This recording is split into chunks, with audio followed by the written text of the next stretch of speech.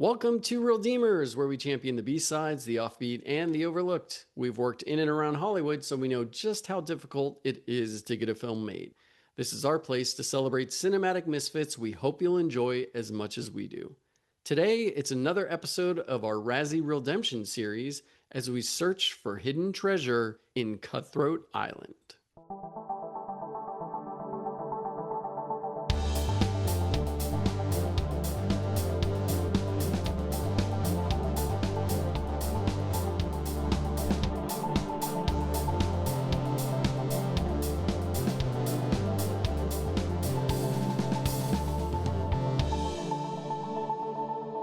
I'm one of your hosts, Andres Anglade, and with me is... I'm Greg Bellavia. And listeners, I want to reiterate that for our Razzie Reeldemptions, we are looking for the good in what the Razzies call quote-unquote bad. And that means even if we don't fully connect with the film, we're still going to talk about what's good in it, or what we can find that's good in it, as challenging as that may be. Just want to stress that point as we get into today's film.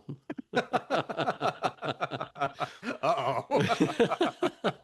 Today we're looking at 1995's Cutthroat Island, a swashbuckling pirate adventure starring Geena Davis and Matthew Modine, and directed by Rennie Harlin. Harlin is a filmmaker from Finland who broke out in Hollywood by directing A Nightmare on Elm Street 4, The Dream Master, which released in 1988. Greg, is this a celebrated film in the Freddy franchise? Absolutely. Dream Master rips. That's MTV Freddy. You know, if the first one is like straight horror, this one is like the apex of like fun Freddy horror, and he did a really good job with it. So you made me watch the Scream series, and I've become a huge fan. Are we doing the Nightmare on Elm Street series next, or are we going to do Halloween? Oh man, brother, sign me up for both of them. I feel like Halloween needs more Reeldemption from the Reeldemers than Nightmare on Elm Street, but I'd gladly watch either one. Okay, we'll have to talk about it off mic. Or we can let our listeners decide. If any of our 3 listeners want to email us and chime in on what we should cover, let us know. So The Dream Master was extremely successful, and it led to him directing 2 other movies, The Adventures of Ford Fairlane and Die Hard 2, which both released in 1990. One of those did terrible and was nominated for 6 Razzie Awards, including Harlin for Worst Director, and winning 3, Worst Picture, Worst Actor, and Worst Screenplay. The other film was a sequel to a movie that many consider one of the best action films ever made, so yes, people went to see it. Now, for Harlin, 1993 was a big year as his first film with Sylvester Stallone called Cliffhanger released, and it was also the year he met his future wife, now ex, Geena Davis. Side note, Cliffhanger was also nominated for Worst Picture at the Razzies, and listeners, there's a good chance we'll be covering that one at some point in the future. Spoiler alert, it is not the worst movie of that year. It is absolutely not the worst movie of that year. Anyway, Cliffhanger was a massive success, and Harlin had his pick of films he could make. After a whirlwind romance and wedding, Harlin and Davis wanted a film to work on together and landed on Cutthroat Island, produced by Carolco Pictures. Greg, why does that name sound so familiar? You know, they had their grubby little paws into a few films. I'm just going to list them here. The Changeling, the TV epic Shogun, the original, First Blood, Rambo First Blood Part 2, Rambo 3, Angel Heart, Extreme Prejudice, which we might cover on a future episode, Prince of Darkness, Pound Puppies and the Legend of Big Paw. I'm not sure if that's a big movie. I just hadn't thought about Pound Puppies in forever. Right. They Live, Total Recall, Jacob's Ladder, the original Punisher movie, Terminator 2 Judgment Day, Basic Instinct, Universal Soldier, Reservoir Dogs, Cliffhanger, Stargate, and Showgirls. But, unfortunately, for as all those, and like not maybe every one of those movies made money hand over fist, but these are some classic films we're talking about here, and some of these did extremely well. The big picture projects were propping up their smaller picture projects that were losing money. And the problem with a studio like them is even the big picture stuff that was making money, it cost a lot to make. So they had to be making money back constantly to keep funding these projects. And they were starting to run low. So enter Cutthroat Island. And this was a little bit of a make or a break for them. And as we'll get into, it broke them. So Tim Roby wrote a book called Box Office Poison, and in it he writes how Kuroko needed a hit. just like Greg explained. So they, quote unquote, threw all their eggs into the only remaining basket before them, Cutthroat Island, a rough and ready script which Kassar had optioned as far back as 1990, end quote. Greg, do you know who was originally set to play William Shaw? I believe one Michael Douglas. That is correct. So per the book, quote, Gina Davis was content to play Morgan Adams, a swashbuckling pirate's daughter hunting for part of a treasure map in 1668 Jamaica, so long as Michael Douglas, angling for a lighter romp after his post-Basic Instinct hot streak, would be William Shaw, a roguish Errol Flynn-like con artist who steals her heart, end quote. Okay, so here's where we get into a little bit of the tabloidy speculation. Script issues kept postponing the shoot for months and months, and per some reports, to appease his new bride, Harlan wanted to beef up Gina Davis's role, and those script changes didn't work for Michael Douglas. He really wanted it to be along the lines of Romancing the Stone. So since he saw his role changing, he ultimately left the project. Apparently, his role was offered to many A-list actors at the time. Some notable ones include Tom Cruise, Mel Gibson, Charlie Sheen, Kurt Russell, Keanu Reeves. They all turned it down. The film finally settled on Matthew Modine, who was 15 years younger than Michael Douglas, so they had to rewrite the script yet again. As production began, Harlan supposedly wanted things to be way more bombastic. He wanted sets to change, there was crew turnover. All in all, speculation indicated a troubled shoot. But after reportedly spending around $100 to $115 million, which was one of the most expensive film budgets at the time, the movie released in theaters on December 2nd, 1995, and did not do well. Per reports, it only grossed around $10 million domestically and around $18.5 million worldwide. Not great numbers. But you know what? Reeldeemers doesn't care about box office. We care whether a film can be redeemed or not. But you know who did care about box office? Carolco Pictures. That desperately needed this to be a hit. Exactly, yeah. Because of the terrible box office, the company was forced into bankruptcy. Roby writes, quote, "The wrong assumption for years was that Cutthroat Island ruined Carolco. It was costly, slow to make, feebly written, and lopsidedly cast, but these were only the final nails in a long assembled coffin. If anything, it was the other way around. The company's dire straits doomed the film at birth." End quote. I had never seen Cutthroat Island, but I had always heard how much of a bomb it was, like how terrible it was. The way people talk about this film, you would think it swept the Razzies, or at least had a crazy amount of nominations. But it was only nominated for Worst Director for Rennie Harlan. The other nominees for Worst Director were Roland Joffe for The Scarlet Letter, Frank Marshall for Congo, Kevin Reynolds, and Kevin Costner, for Waterworld. And the winner was Paul Verhoeven for Showgirls. Oh, get out of town. So listeners, if you do want us to cover any of the other films in that category, definitely reach out, reeldeemers@gmail.com, and let us know. Greg, have you seen any of those films? I'm a big Showgirls fan. I wasn't always. Nice. Misunderstood. Maybe we need to cover that one. Sign me up. And also, that's a movie I did not like the first time I saw it, but time mellowed me out. Awesome. Well, I look forward to our discussion. Okay, to set the stage, the plot description from IMDb is a female pirate and her companion race against their rivals to find a hidden island that contains a fabulous treasure. It's a little bit more than that. Gina Davis plays a pirate named Captain Morgan Adams. Her father is killed by a group of pirates led by Dog Brown, who's played by Frank Langella. In his dying breath, Morgan's father has her scalp him to give her a piece of his skin that contains a tattooed part of a treasure map. Yes, she carries around the scalp of her dead father for most of the film. It's only 1/3 of the map, as the other 2 pieces are held by another pirate named Mordecai, and of course, our main antagonist, Dog Brown. Believing the text on her piece of the map is written in Latin, Morgan and her small trusted crew track down a slave, not companion, William Shaw, played by Matthew Modine, who can help translate Latin. During the slave auction, not companion auction, Morgan is recognized by the authorities, and she and Shaw have a daring escape from the town.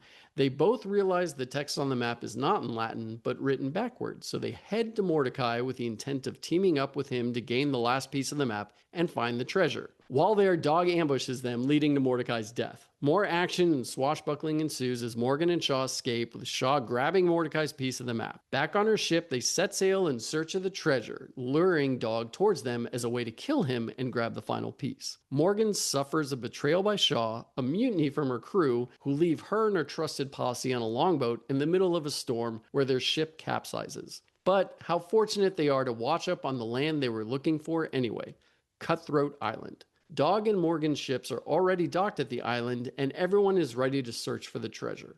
Greg, at this point, there's still an hour left in the film. This was not lost on me. I'm glad you brought that up, but okay, all right. I know I just went straight into a long plot description, but I could not believe how much happens in that first hour. I was like, wait, we're already at the island. Okay, this has to be done soon. Oh, no, there's 55 minutes still left in this.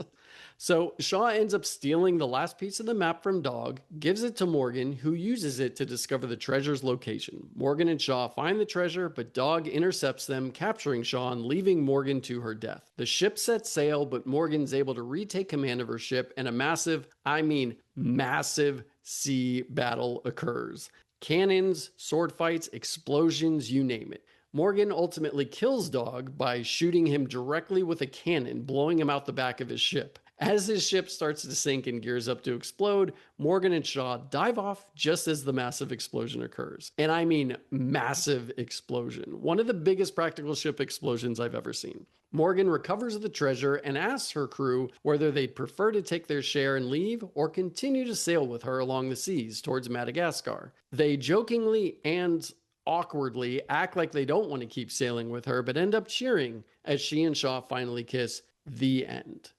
There's a lot going on here. So I had to look up a lot of reviews to see what people were talking about. And Roger Ebert gave the film 3 stars. And he writes, I'm thrilled you're bringing this up. I have this in my notes. Okay. So what did Ebert say? He said, quote, Cutthroat Island is everything a movie named Cutthroat Island should be, and no more. It is a pirate picture, pure and simple, and doesn't transcend its genre except perhaps in the luxurious production. Leaner and meaner pirate movies have worked more or less as well, but this one gets the job done. I can't help but read that as if he wrote it with a shrug, even more so after reading how he ends his review.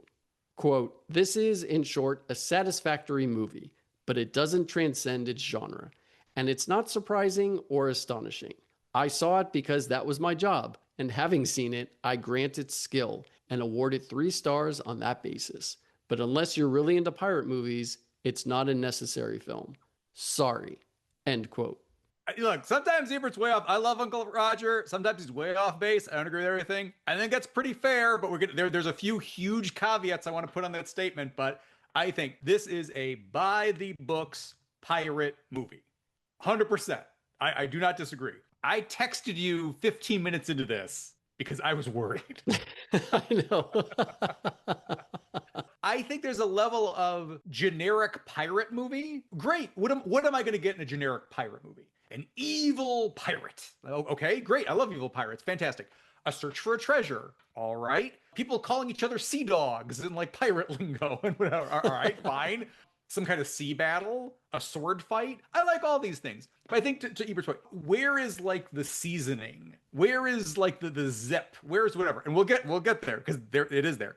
I naturally compare this to either classic pirate movies. So stuff like Captain Blood. Captain Blood rips. It's great, but that feels fresh. For long stretches, and again, I'm going to get into positives, guys. This is real dangerous, but I got to set the stage. A lot of this feels like a throwback. Hey, do you remember pirate movies? Here's a 90s pirate movie. And to Ebert's point, it's like, well, if you really like pirate movies, sure. Where is the X factor? Where is the thing that I'm trying to like make this like memorable?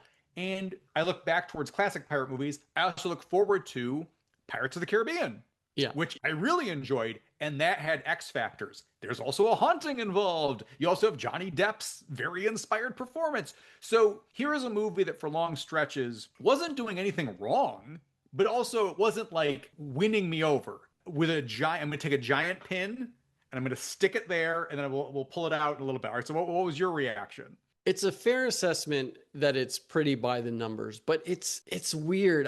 There are so many elements going for it that I can't quite pinpoint why it doesn't fully work. There are some phenomenal action scenes in this. I was not expecting that, but for some reason, I don't know if it's due to a lack of chemistry or a lack of tension tied to each scene, but something was missing. And what also doesn't help is that they always felt like they needed to sprinkle humor in, like Yeah. quick quips or some physical humor out of nowhere throughout that doesn't always land. Another issue is an overabundance of slow-mo shots within the action scenes. Don't get me wrong, some of them work for the intended dramatic effect, but there are too many of them that sometimes just slow down those moments. Maybe it's a lack of momentum, which if you see the film, the action scenes are plenty and bombastic, but there's still a weird momentum as they're all tied together, which leads to another problem. It's action beat after action beat, and the film is long. To me, that definitely hurts it. Maybe they could tighten some stuff up, but I don't think I would call this the worst movie made. I wouldn't call it a terrible movie. No, I would not call this bad by any stretch of the imagination. And if I may, I'm going to pull the pin out and get to, I think the last 20 minutes rip. I think the last 20 minutes are awesome. Oh, the sea battle, it's fantastic. That sea battle is incredible. I would say the movie is worth watching for that. This is one of those things where it's like, you got to end it big, and it does. So I wouldn't say it wins me over 100%, but if I'm here for pirate shenanigans, by the end of the film, it delivers me pirate shenanigans. So it's okay. The other thing is, Frank Langella as Dog, he's great. He's flipping great. I like Gina Davis. I think she's a great, charismatic actress. I view her in more kind of warmer roles, and here she's like daring and dashing, and it's not, I wouldn't say miscast. I just don't know if this is their like strongest wheelhouse. And similar with Matthew Modine. I think Matthew Modine's really good here, and this is not what I would normally associate him with. But take two people in roles that you normally wouldn't put them in, and now they have to have romantic chemistry with each other. It's not them. I think they're both doing fine work, but I don't love them as a couple here. No, and they're giving it their all for sure. Like Matthew Modine is all in. You can tell Gina Davis is all in, but I do think there is a little bit of lack of chemistry that just doesn't work and hinders the film a little bit. In terms of working with your significant other, I think Harlan is more successful in that regard in Long Kiss Goodnight, which I think is a cult classic, and I think also plays with Gina Davis's kind of, she plays an amnesiac in that one, and she comes off as a sweet person, and then the more she learns about herself, maybe there's a harder edge there. And I think that's a clever script, and two, I think that plays very well with just her strengths as an actress. She's able to lean into it a little bit more. And again, I don't think she's doing a bad job here. It's just in Pirates of the Caribbean, Johnny Depp is like taking it to another level. Yeah. Oh man, this is great. And even Jeffrey Rush as the villain, like, again, it's a meal with seasoning. That is a very well-seasoned film across the board. Here, there were long stretches where, to your point, maybe the humor is not landing 100%. Maybe we're being kind of whisked around. I'll name a couple. I don't even know if you'd say they're smaller things, but they add up over time. I don't know her crew. Her crew is young guy with accent, tattooed guy. Yeah. And they barely even talk to each other. So I think the crew again, this is a long 2-hour movie. The crew having some banter, the crew having some fun with each other. Now endear me to these characters that I'm going to be on this journey with throughout the film. Cutthroat Island. The name of the film is Cutthroat Island. Why don't we have some traps on this island? Why don't we have some more danger on this island? They literally show up to the island and then they just need to find where the treasure is. And but then it would have been a 4-hour film then. I think we could have cut down some of the pirate backstabbing, which I guess No, I mean, look, we'll get into it when we get into our remake. It's tough not to compare it to Pirates of the Caribbean just with how successful it was.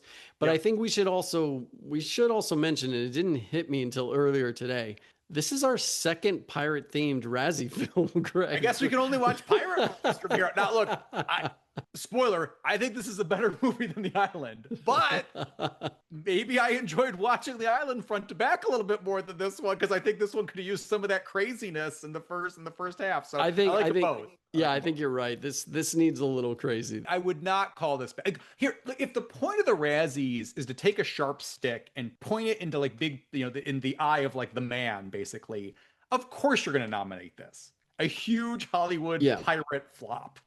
Sure, I get it, but I don't think this was bad. And again, to Ebert's, 3 stars is fair. I think an okay delineation. Never bad.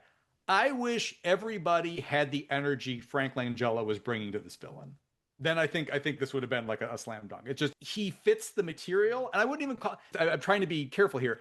I wouldn't even call it hammy. He's just leaning in 100%. He is biting into every line of dialogue, but that's good. That makes him a memorable character. So I like what he's doing here.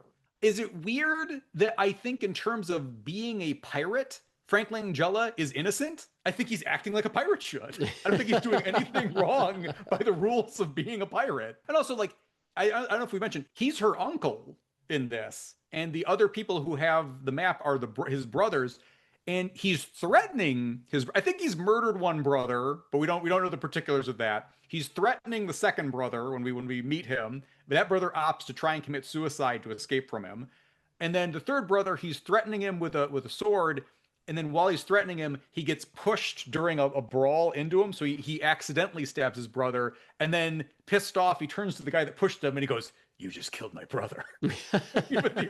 And then later in the film, he goes to Morgan, "Hey, we can work together." So I like he's this dastardly villain, but he's also not like pure evil. Like he is to, "Hey, we can work together. Hey, brother, just give me the map." So it's like he's not 100%. Yeah, he probably would kill them if given the chance, but you don't always see it. And also the treasure's not the end game for him. You know, he has a line where he has like political aspirations to take over Jamaica. And that's fun. Yeah, he definitely has more dimensions than you would think. It's not a one-note villain, which is good. I think there's a path to a better movie here, but it would have been with huge script rewrites. Barring like completely redoing the second act, this is what you get. You know, when we get into our remake, I had a tough time coming up with what you could change because it's, like Ebert said, it's satisfactory. It's following a paint by numbers story. Something that came to mind was a while ago, some friends and I, just out of sheer, just curiosity, we watched The Adventures of Pluto Nash, the Eddie Murphy movie that lost a ton of money. And that cost $100 million. I don't know where that money went. I don't even think the movie's like that. It's not the most inspired comedy in the world. All right. But like watching the movie, this sci-fi comedy, I wouldn't be like, wow, that's really expensive. But it was.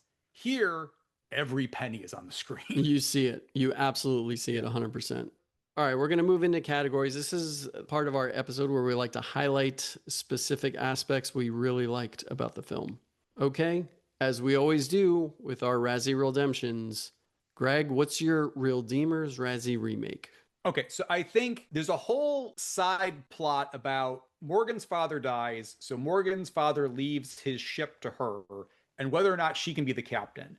They seem suspicious of her, then she comes back and they're working with her, then they kick her off the ship, then she has to retake the ship. Retaking the ship, that's always cool in a pirate movie, so I get that. But I think, again, it's a 2-hour movie. I would have them basically kick her and her most loyal pirates off the ship in the beginning, and then they have to do it on their own. And then when they come back at the end, they kick the mutineers off their boat. That's it. So I think you could have cut out 15 minutes of plot. Okay, they get kicked off the boat at the beginning. That's part of their reason to get back is they need to find this treasure and use their resources kind of on their own. Also, I think you would have more of a chance to get to know accent guy, young guy, and tattooed guy a little bit better. If just that's and then the Matthew Modine character. Those are the characters you're following. And then take that time back, put that into the island, make Cutthroat Island more bloodthirsty. And again, I know it's an all ages film, but like traps. I don't know if that's too Goonies or not, but it's a pirate movie. Is that really that out of place? And they have to navigate that and then end with a sea battle. The sea battle's great. I'm with you. I wouldn't change that sea battle. That's staying there for sure. And unfortunately, I think you need chemistry with the two main actors. So I just think that's a casting change. I don't even mind a wily pirate captain up against a gentleman thief. You could do a lot with that. I just don't think it lands here. Agreed. James Bond will have a love interest, but you're not going to give the love interest. They're going to take a backseat to James Bond. You know what I mean? I think the captain should be clearly over the second in command. So I would have taken some of Modine's time back to the captain should be the star of this show. Yeah. And sometimes I feel like Gina Davis was like fighting Modine for that a little bit. But do you think that has anything to do with it being the 90s and concern of a female covering absolutely an action film? Yeah. Yes. Which is unfortunate because obviously women can handle action films. but also this was a version of a story where that character used to have even more. So this is already Matthew Modine's character being pulled back. So they're not going to pull him back even more. That's true. If I were to remake this, I'd have to start with, do we have the same budget that this one does? Mm-hmm. Because I would want to keep all the practical locations and special effects. But most importantly, I'd wait a few years and cast Johnny Depp. No, I for this, I would trim up a good amount of the attempts at humor. Like the monkey character just didn't do anything for me. They really tried to push it and it just didn't work. And also, the most important thing, like you said, is finding leads that have phenomenal chemistry. And that's not here. I would also lose the Mordecai character. There's no need for that. Focus on two adversaries who have a piece of the map. That way you can just concentrate on them trying to find each other, chasing each other, and getting to the island. And then, like you said, let's have the island have some booby traps. Let's get them there. And then I wouldn't change the third act at all. Do you think a version with Michael Douglas would have worked? Yeah, I mean, he has such great natural charisma that oozes off the screen. And here's the thing. I don't think Matthew Modine is bad. He's doing what he can with the role. He's giving it as much as he can. And look, there's a moment when they're escaping Mordecai's hideout and things are just blowing up. You can see a barrel hit his head. Yeah. Yes, I'm glad you brought that up. You can see that. Yeah. I mean, who knows if it's a prop barrel that might be light, but even so, it's something hitting his head. Like, that's crazy. Having seen, but Gina Davis and Jeff Goldblum in the movies they're in together, they have palpable chemistry. And they were together. They were a couple. I get it. So it's like, I can see Gina Davis when they're like on 100%. I don't get that here. And I that's unfortunate, but it's just, that's but true. You also, and I hate going back to the behind the scenes drama and also any sort of tabloidy speculation. But Gina Davis and Rennie Harlan were like in a brand new romance going into this. And Matthew Modine's coming in and has to be her romantic partner. I don't know. Is there like a weird pressure on him? Like, again, that's just dumb speculation. Andreas, you just brought up a good point because I like Paul W.S. Anderson's team ups with his wife, Mila Jovovich. She doesn't always have romantic partners in those. A lot of times it's just to kind of show off like her charisma, her being an action star, that type of thing. Romance doesn't come into it a lot. I can only imagine that's difficult with your real life partner. And again, yeah, I'm not trying to make it a gossip thing. It's more just like, look, we're all human. We have human emotions. Who knows what kind of tension or drama is going on? So maybe that factored into it. I don't know. I think they're both good. I just don't know if they're a good couple here. I also for Modine, I like him playing the scamp character. I've never seen, I'm used to him being like traumatized in Full Metal Jacket. Like I enjoy him here. This is fun. That's fine. And again, Gina Davis has a real presence. I don't mind her being the lead of the pirate movie. I don't necessarily think the script, again, to your point, I don't think the script helps them out. And on that note, there's certain times where a movie tries something and it wants to bring you along. So if a comedy is not funny, that'll just sit there on the screen. If an action movie has dud action, have you ever seen an action movie that's just like chock full of action, but it's just not inspired at all? Yeah. Fist fights that go on forever and it's not choreographed. You're like, ugh. And if a movie's like, aren't we having fun? And you're really not having that much fun, like a bombastic sound, you're just like, oh, okay. And I feel like there's times where this is the having fun movie and this is the funny movie, and both of those things aren't landing. Yeah. And look, I think the action scenes are worth the price of admission. Yep. But I don't know if I'd want to watch this movie again. I'd watch the last 20 minutes. No, I'd go through and maybe, just watch the action scenes, but I don't think I'd watch the whole thing. But I think that's it. Like, we like enough of it that we're not like, this is bad at all. But to your point, it's that stuff tethered to not the most inspired story in the world. But again, pirate isn't a genre like a Western. Western, there's 1,000 Westerns and there's a ton of great ones. And I think you can just riff on a Western story. Pirates, if you were to make a pirate movie, you'd almost feel obligated. I need the treasure. I need the, if you don't have that stuff, you're going to miss. So I don't know. There's limitations. There's limitations and specifics you need to hit. And that clearly doesn't always land. Yep. All right. Heart of the film. My wife is awesome. Let's blow some shit up.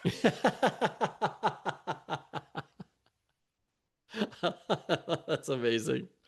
I just add going after what you want in life can be one crazy adventure full of love, laughs, explosions, and scalping. Okay. All right. Amen. But I And a think yours monkey. is better. Okay, favorite scene. Oh, the battle at sea. I mean, it's everything you want in a pirate movie. It's them approaching, they're cannon blasting the hell out of each other, they're boarding each other's ships, there's sword fights galore. There's two guys battling with the wheel of the ship, and one guy uses it to break the one guy's arm, and then that guy uses it to break the other guy's neck. There's a guy who doesn't have a hand, but he has like a chain for a hand, and he's using the chain against a guy. Morgan's sword fighting her uncle. They're trying to get the treasure, and then at the end, one ship gets completely obliterated in a practical effect.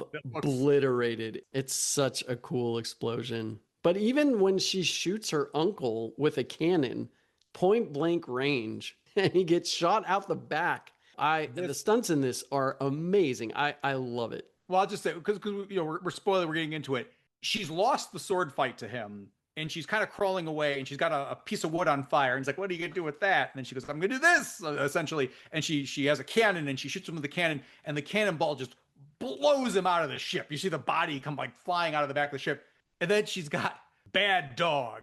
And I'm like, oh, like that kind of took the wind out of my sails. No, I know it's those attempts at quips and humor that just aren't landing, but it didn't ruin the next explosion that came. No, that won me back over again when the ship actually got annihilated. I love the sea battle, but my favorite scene was the horse carriage escape after the slave auction. Right.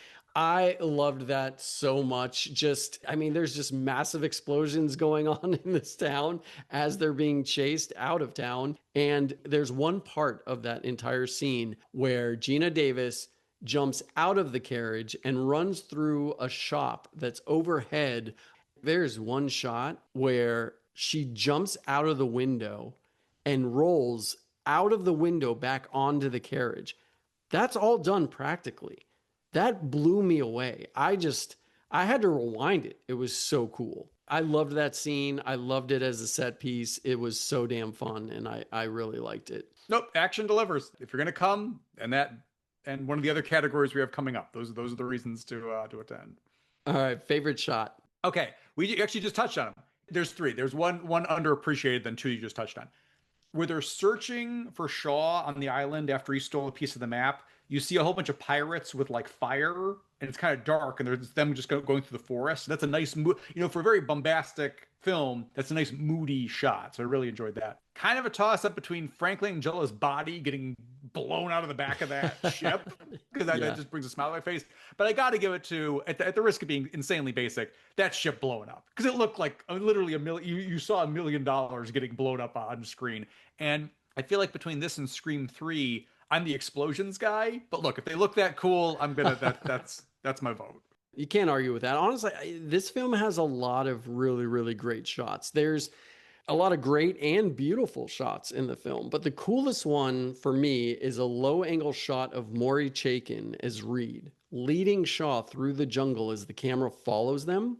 The camera pulls up over them to reveal Dog sitting on a beautiful picturesque beach with Ainsley and a battalion of soldiers surrounding them, having set up camp. And then out of nowhere, around 5 or 6 pistols are shoved in Shaw's face, all in one shot. It's incredible blocking and camera movement. And with a beautiful location like that, it's hard not to make it look amazing. But a couple of other shots that stood out. One is there's a shot of Dog Brown, Frank Langella, just seemingly walking through the flames after Morgan and her crew escaped. It's such a badass shot. And in the beginning of the film, and I'm guessing this is part of the 15 minutes you texted me about, the first scene with her and I guess a gentleman caller she had, it felt clunky. Yeah. But then her and her personal crew of the handful of people that are always with her, they race on horseback back to their ship. And my God, Greg, that is a beautiful, beautiful scene. Like the shots of I'm guessing at that time is helicopter shots of them just racing across. There's one shot, it's overhead coming off of the trees, following Gina Davis on horseback. And the horse seemingly is about to gallop into the water, but it's a sandbar that you see just a little bit of the waves covering. It was beautiful. It was gorgeous. The cinematography, and again, obviously with having the locations of where they shot, it definitely helps, but there's some beautiful looking shots in this And not film, to be for that sure. guy, but I think we've gone this long without really leaning into it. All that would be CGI nowadays. Yeah. All right. MVP. Frank Langella.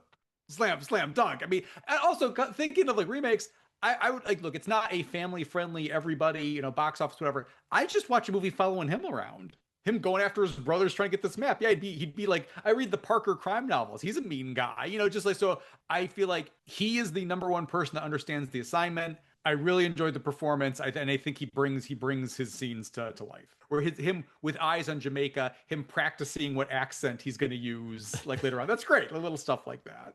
I think we need to call this film The Cutthroat Island and somehow make the pirates from the island his descendants. And then Just you blew my mind like that boat explodes at the end of this one. That's how much I like that one.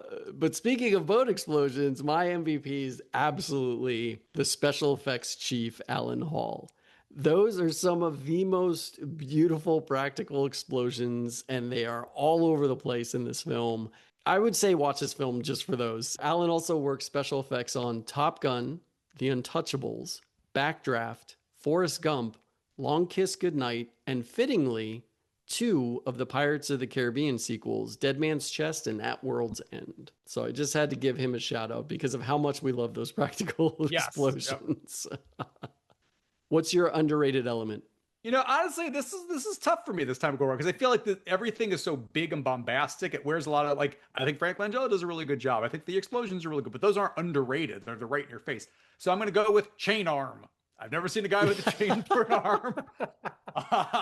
If it was a hook, not as memorable, but having the chain, okay. And then in his fight, he gets his chain arm stuck on the anchor to the ship.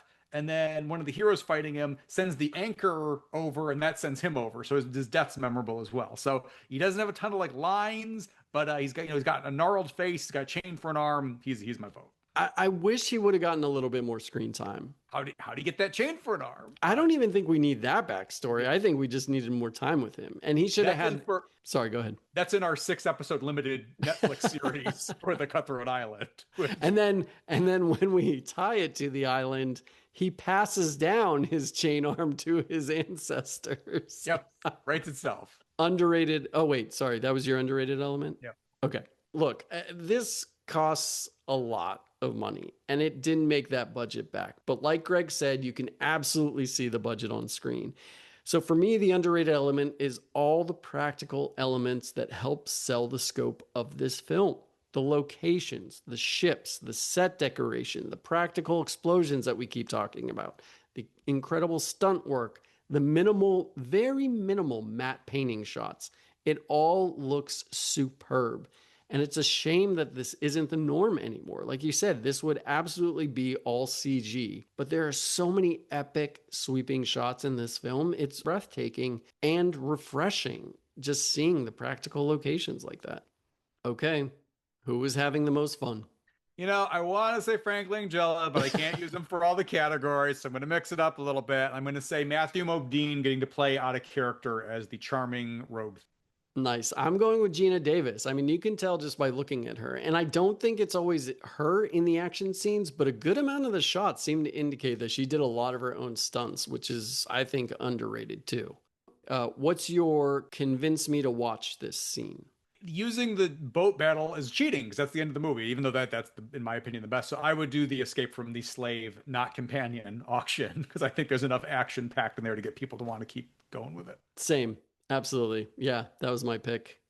Our favorite category, t-shirt quote. And Greg, there's one and only one quote that I'll be surprised if it's not both of our picks. So what is your t-shirt? All right. Well, okay. So I'm going to go 3-1 to 3 to my number one. At one point, Dog's crew is complaining they don't have enough food on board for this voyage. So he shoots one of them and goes, "We need less mouths," which is, but as a pirate boss, that's acceptable. If my boss shot me for saying that, unacceptable. Not okay in my profession. As a pirate, though, completely within his right to do that. So I'm totally fine with that. I wrote that one down too because it's amazing, but that's not my pick. During the battle, during the giant battle, dog literally puts his arms up in the air and he goes, I love this. I love it. And again, that's what I want out of a pirate. The joy of a giant bloody like sea battle like this. So again, like great. But number one is one of Morgan's crew that's turned on her has gone over to kind of like Dog's side, and he's basically like, "Oh, I'm glad to be working with you, Mr. Dog," or whatever the version of that is. And Dog's like, "I'm grateful to you," and then he grabs him and he goes, "I'm grateful to you, Mr. Scully, but if you are ever disloyal to me the way you were to Morgan, it will be my pleasure to cook you alive and eat you. Now get out of my eyes." Oh, I wrote that one down too. That's a great line, but that wasn't my pick. I'm so surprised. I'm so surprised that you didn't pick this. It's another dog line. Bitch stole my map.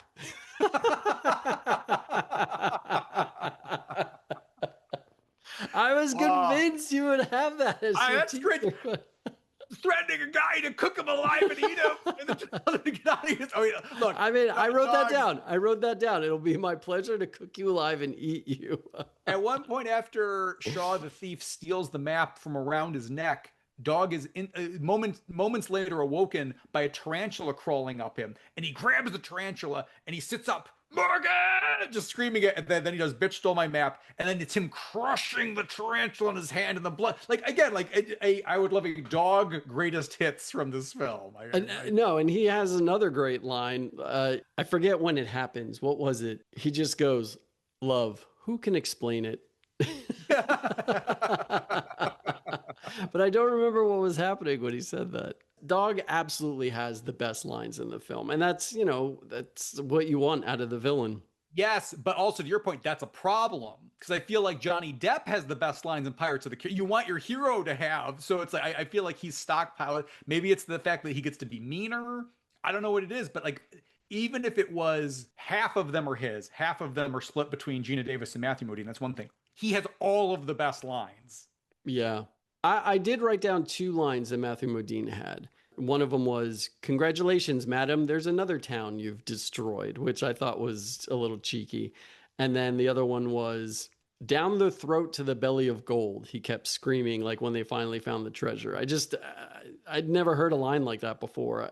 I would never pick it as a t-shirt quote, but I liked the line. What is your Oscar nomination? Best pyrotechnics. Nice. Mine is John Debney for score. Oh, sure. I think it's an amazing score, especially for a pirate film. It is good. I'm just gonna. It's like a game show. Would you rather keep the score or use Ennio Morricone's Out of Place score from the island? That's a very good question. Oh, I did think about that, and I wanted to play it to see if it would work. I think you could go, maybe there's an Ennio Morricone cut somewhere. Okay. Well, Cutthroat Island. You're a listener. We will work on that.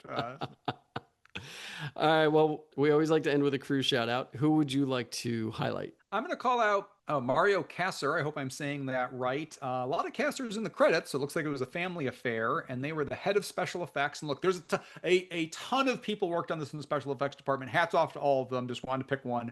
But interesting, because another movie that came to mind was, keep in mind, pirate movies weren't, lighting the screen ablaze in the 80s and 90s. I did recall Roman Polanski's Pirates in 1986 with Walter Matthau. All I remember is I watched that on TV at my aunt's house when I was a kid, and I was bored out of my mind. Now, I don't know if as an adult I would feel differently, but I've never wanted to go back. But I bring this up because he also worked on that film. So I'm curious if he brought any of his pirate know-how from that movie over here. He also worked on another boat movie, Christopher Columbus, The Discovery, White Squall, another boat movie, but also Daylight, U-571, How the Grinch Stole Christmas, Gangs of New York, and Troy, and then he passed away soon thereafter. But I mean, pretty good run. Oh, those are some great credits. I want to highlight Claudio Pacifico, who is Gina Davis's double back when men still doubled for women. And to me, it's all about that window roll onto the carriage during the carriage escape scene. I'm still blown away by that. They also did stunts on Double Team, Gangs of New York, John Wick Chapter 2, Mission Impossible Dead Reckoning, and Godzilla Kong The New Empire. All right, so they're still out there rocking it. Yeah, still doing some crazy stunts.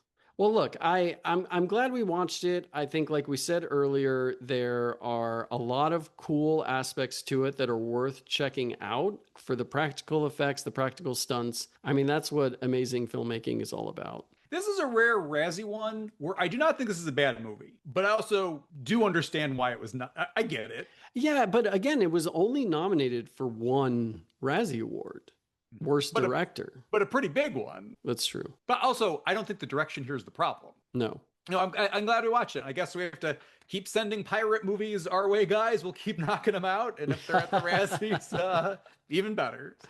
There was two things I wanted to point out. So during Dog's interrogation of Morgan at Mordecai's, Shaw is sort of moving slowly through the crowd, figuring things out, and he stands by a barrel. And as everyone is frozen watching the interrogation in fear, a guy just casually goes up to the barrel to refill his cup as he looks at Dog. Do you remember this? I'm glad. Okay. Like doo-dee-doo-dee-doo. I imagine at a pirate bar, you see all sorts of like crazy things. Well, and it's only for Shaw to unhook the butt of the guy's pistol to release the gunpowder and use as a distraction. The guy just casually walks off. Like, you couldn't just have the guy standing there? Like, oh, shit's about to get good. I'm going to fill up my cup. I gotta see this.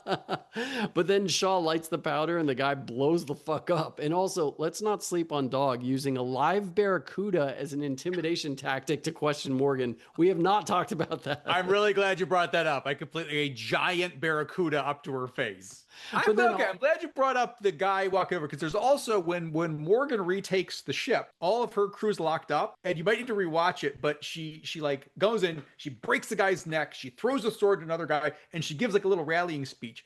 But there's a guy who's tied up like he's just been whipped, and the extra, to look at his face, it's basically like, oh, all right. So his back's done up, his like back is all bloody, and he looks completely nonchalant, like, oh, I'm being rescued, great.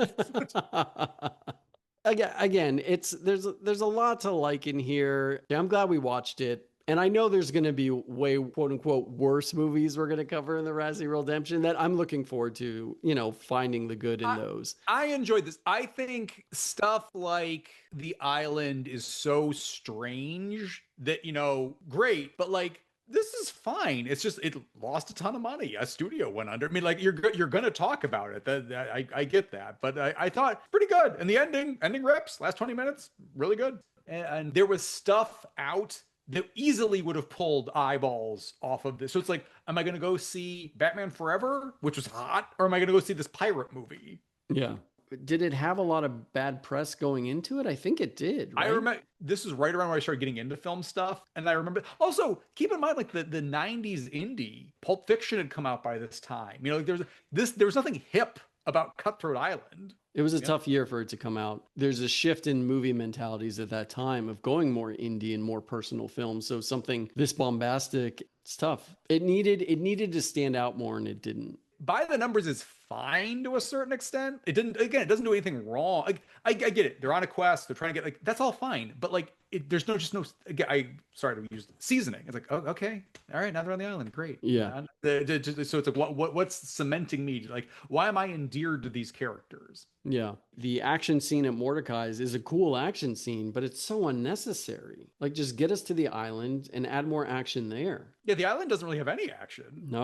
No, it's all back on the ship. I mean, they do some cool, like the caves and stuff they go into to find the treasure. That whole rope scene is really cool. We didn't even talk about that. The dive off of that cliff when they fall into the water was awesome. Yeah. There's a lot of cool little moments in this film. It's unfortunate, that it just doesn't add up. I'm glad we watched it. Same. I'm glad, because I had always heard about how terrible it was. And I don't think it's that terrible. It's just not as exciting as someone would want it to be. Have you seen Waterworld? Yeah. I think front to back, Waterworld is probably better, but I think the 20 minutes at the end here are better than any 20-minute sustained period in Waterworld, if that makes sense. But Waterworld has seasoning in the sense of it's a completely new world that we haven't seen before, right? Absolutely. And then with Cutthroat Island, I know we keep going back to paint by numbers, but that's what it is. It's hitting all the pirate tropes that you would expect from a film. And it's not. I don't disagree. Also, I think Kevin Costner is a charismatic leading man, and that's his. Nothing against you. That's his wheelhouse. and Dennis Hopper is delivering a really good hammy performance. So they counterbalance each other. I feel like Langella is doing all they have to. Quipping as a pirate, that's not Gina Davis's bag. No, I'm glad we did it. Well, thank you everyone for listening to this episode of Reeldeemers. If you enjoyed what you heard, please subscribe, like, or leave a review wherever you listen to podcasts. If you want to send us a comment, you can email us at reeldeemers@gmail.com. We're on Blue Sky, Instagram, and YouTube. Our music is by Adolfo Delanoy. You can follow him on Instagram at Adolfo Delanoy. Thanks again for listening, and stay safe.